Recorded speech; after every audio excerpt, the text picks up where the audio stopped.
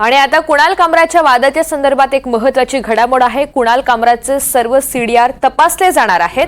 गृह राज्यमंत्री योगेश कदम यांनी विधान परिषदेत या संदर्भातली माहिती दिली आहे। कॉल रेकॉर्डिंग आणि बँक खात्याची सुद्धा चौकशी होईल असं त्यांनी म्हटलंय।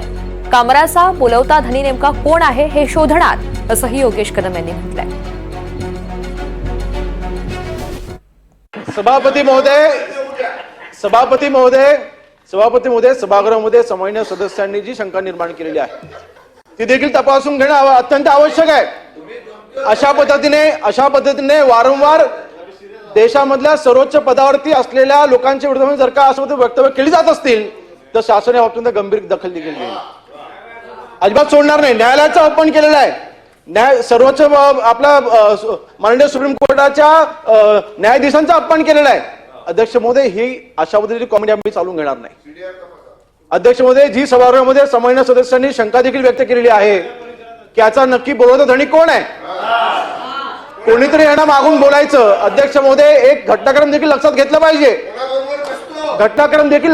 पाहिजे। महोदय, या व्यक्तीच्या बाबतीमधल्या अनेक तक्रारी आहेत। या व्यक्तीच्या वरती जवळ 16 गुन्हे दाखल आहेत।